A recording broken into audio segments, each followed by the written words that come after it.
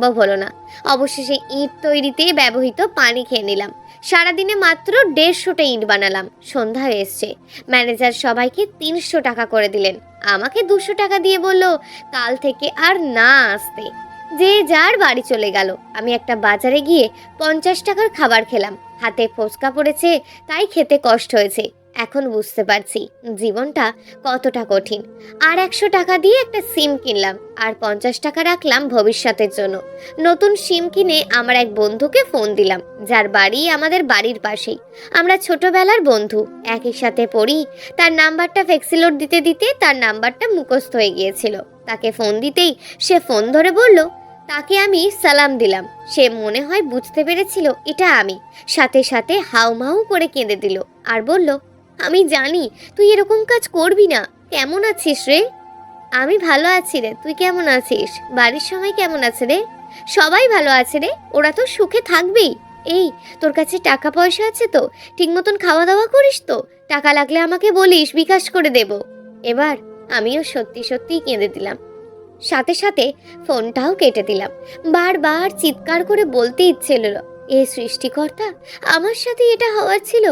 আজকের আকাশটা খুব খারাপ, বাতাস হচ্ছে, মনে হয় বৃষ্টি আসবে। তাই আজ মাঠ ছেড়ে অন্য কোথাও গেলাম, ছাউনির মতন কোনো জায়গায়।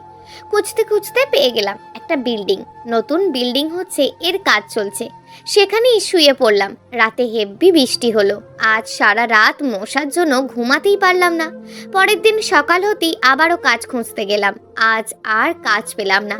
ভাবছি এই 50 টাকা ভাড়া দিয়ে একটা রিক্সা চালাবো, কিন্তু আমি তো রিক্সা চালাতে পারি না। তারপর অন্য কাজ খোঁজার চেষ্টা করলাম, কিন্তু আজ আর পেলাম না। অতঃপর ওই 50 টাকার কিছু খেয়ে ক্ষুধা নিবারণ করলাম। এখানে আমার কষ্ট দেখার মতন কেউ নেই, সবাই চলে নিজের গতিতে। এভাবেই চলল 1 বছর।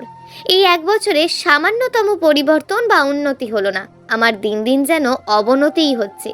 আগের থেকে খুব কালো হয়ে গেছি। প্রতিদিন পুকুরে নদীতে ময়লা পানিতে গোসল করতে হয়। জামা কাপড় ছিল না যে জামা কাপড় বদলাবো, গায়ে কাপড় শোকাতে হয়, যার ফলে শরীরে ঘা হয়েছে অনেক জায়গায়। কিছু করার ছিল না আমার, কারোর বাসায় আশ্রয়ও পাইনি। কাজের লোক হিসাবেও কেউ রাখেনি। প্রায় বন্ধুটার সাথেই কথা হয়, তাকে বলতে নিষেধ করেছিলাম যেন বাড়ির কেউ না জানে তার সাথে আমার কথা হয়। সে আমাকে বলে বাড়ির কেউই নাকি আমার কথা তোলেই না। এটা শুনতে আমার খুব কষ্ট হয়, বুকটা ফেটে যায়। আজ বিকেলে আমাকে আমার একটা বন্ধু ফোন দিয়ে বলল আজ নাকি রাইসার বিয়ে। কথাটা শুনে বুকটা কেঁপে উঠল। আমাকে ছাড়া ভালোই আছে পাগলিটা, আজ সে অন্য কারোর হবে ভাবতেই চোখ বেয়ে পানি পড়ল। কিছুই করার নেই আমার। তারপরেও বন্ধুর কাছ থেকে এক প্রকার জোর করেই নিলাম ভাবির নাম্বারটা। শুনেছি ভাবি নাকি এখনো ভাইয়ের সাথেই থাকে ওই বাড়িতে। ওই ঘটনার পর থেকে নাকি ভাইয়া তাকে আরও আপন করে নিয়েছে। যদিও এখনো তাদের বাচ্চা হয়নি। মোবাইলে টাকা নেই, আমি 3 দিন থেকে কাজে যেতে পারিনি, খুব অসুস্থ আমি। এখনো আমাকে রাস্তার ধারেই থাকতে হয়। সন্ধ্যা হয়ে গেছে, আমার হাতে 20টা টাকা। ভাবছি এই টাকা দিয়ে ক্ষুধা নিবারণ করব নাকি ফ্যাক্সি লোড দেব। এদিকে আমি ক্ষুধায় কাতর, আর অন্যদিকে রায়সার পরিবার হারানোর ব্যথা। তারপরেও ক্ষুধার ব্যথাকে চাপা দিয়ে মোবাইলে টাকা ঢোকালাম। রাত 8টার দিকে আমি এক খোলা মাঠের মধ্যেখানে বসে আছি। হয়তো বিয়ে শুরু হয়ে গেছে, হয়তো ভাবি আজ খুবই ব্যস্ত রায়সাকে সাজাতে। তারপরেও ফোন দিলাম সেই প্রিয় ভাবিটাকে। কয়েকবার ফোন দিতেই ফোন ধরলো। কেমন আছেন ভাবি?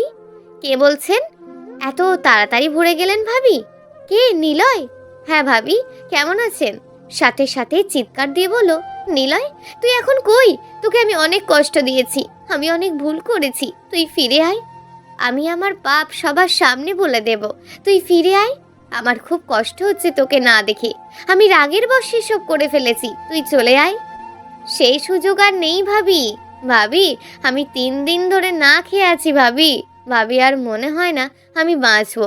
খুব কষ্ট হচ্ছে, খুব কষ্ট হচ্ছে। তুই তাড়াতাড়ি বল কোথায় আছিস, আমি তোকে গিয়ে নিয়ে আসবো, তাড়াতাড়ি বল। ভাবি, আমি অনেক দূরে আছি ভাবি, আর কিছুক্ষণের মধ্যেই অজানা জেদে চলে যাব। আমি সহ্য করতে পারছি না, আমাকে ক্ষমা করে দিয়েন ভাবি। ভাবি, আমি আপনাকে এখনো ভালোবাসি, একটা বোনের মতন করে। কেন জানি না আপনার প্রতি আমার ঘৃণাটা আসেনি ভাবি। আমার জীবনের শেষ ইচ্ছাটা রাখবেন ভাবি, আমি আর কোনো কথা শুনতে চাই না। তুই শুধু বল তুই কোথায় আছিস।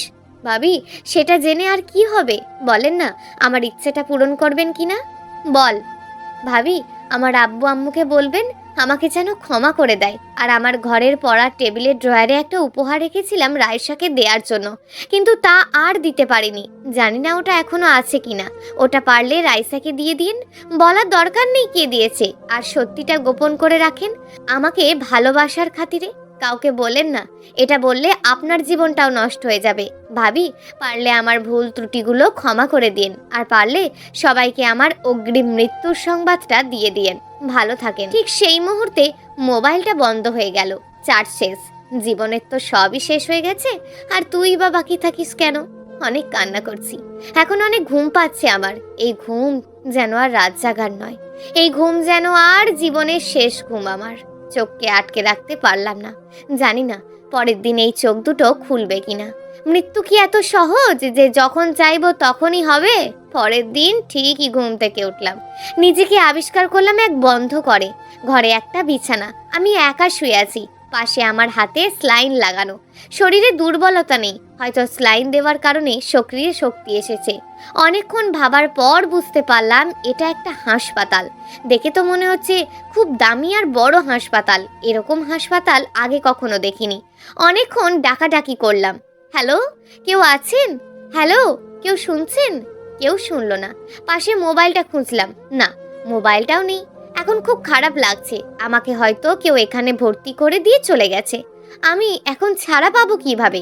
আমার কাছে টাকাও নেই, মোবাইলটাও নেই। এসব ভাবতে ভাবতে আবার কখন ঘুমিয়ে গেছি মনে নেই। ঘুম ভাঙতেই বাবার বয়সী একটা লোককে দেখতে পেলাম, আমার সেবা যত্ন করছে। দেখে তো ডাক্তার মনে হচ্ছে না। আমাকে জাগ্রত হওয়া দেখতেই বললেন, এখন কেমন আছো বাবা? ভালো আছি আঙ্কেল। আমি এখানে কেন আঙ্কেল? আমি আজ সকালে অফিস যাওয়ার সময় দেখলাম অনেক মানুষের ভিড় মাঠের মধ্যে।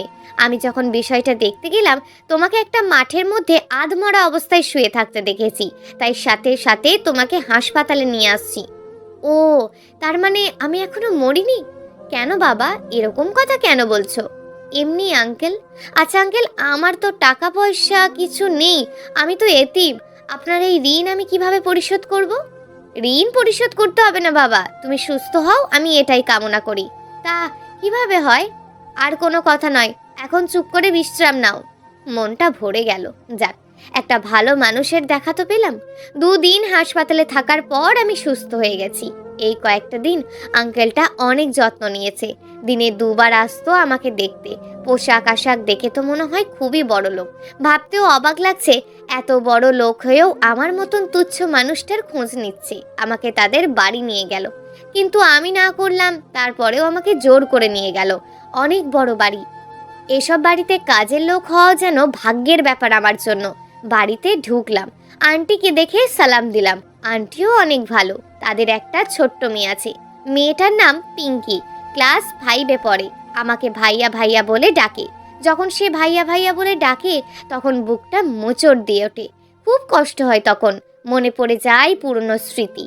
আমিও আমার ভাইগুলোকে ভাইয়া ভাইয়া বলে ডাকতাম, কিন্তু আজ তাদের সামনে আমাকে অবিশ্বাসী হয়ে বেঁচে থাকতে হচ্ছে।